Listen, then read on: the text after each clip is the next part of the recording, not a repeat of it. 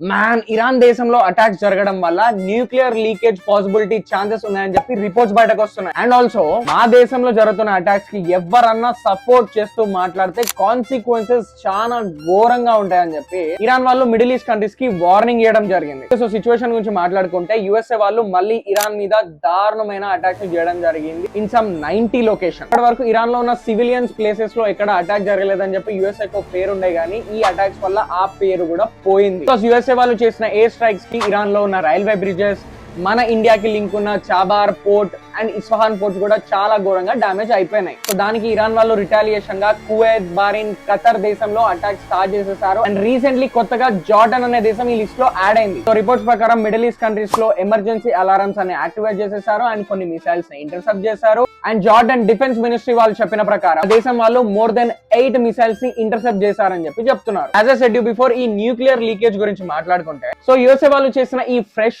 Attack southern Iran లో ఉన్న Bushehr nuclear power plant దగ్గర ఎక్స్ప్లోజన్స్ జరిగాయని చెప్పి కూడా రిపోర్ట్స్ వస్తున్నాయి. అండ్ ఈ విషయం మీద there is no proper evidence that అక్కడ ఎక్స్ప్లోజన్స్ జరిగాయి, న్యూక్లియర్ లీకేజెస్ జరుగుతున్నాయని చెప్పి. And which is very important to know, ఈ సిచ్యువేషన్ మీద ఇంటర్నేషనల్ అటామిక్ ఎనర్జీ ఏజెన్సీ వాళ్ళు కూడా ఏం మాట్లాడలేదు. సరే మేబీ యుఎస్ఏ వాళ్ళు ఈ అటాక్ చేయడం వల్ల ఆ బుషేర్ న్యూక్లియర్ పవర్ ప్లాంట్ అనేది డామేజ్ అయితే మాత్రం ఇరాన్ లో కొన్ని లక్షల ఇళ్లలో ఎలక్ట్రిసిటీ ప్రాబ్లమ్ వస్తుంది అండ్ ఇండస్ట్రీస్ లో ఎలక్ట్రిసిటీ ప్రాబ్లమ్ వస్తుంది. It's like collapsing economy to them. And final గా క్రేజియస్ట్ విషయం చెప్పాలంటే రెండు సైడ్ల నుంచి అటాక్స్ జరుగుతా ఉన్నా ఇంకో సైడ్ ప్యారలల్ గా స్విట్జర్లాండ్ లో మళ్ళీ పీస్ టాక్స్ అని చెప్పి మీటింగ్ పెట్టుకుంటున్నారు యుఎస్ఏ అండ్ ఇరాన్. దానికి ఖతర్ అండ్ పాకిస్తాన్ అనే దేశం మీడియేషన్ చేస్తున్నారు. సో దీని గురించి మీరేమనుకుంటున్నారో కామెంట్ లో చెప్పండి. Until then please follow my page, stay tune, stay safe and జై హింద్.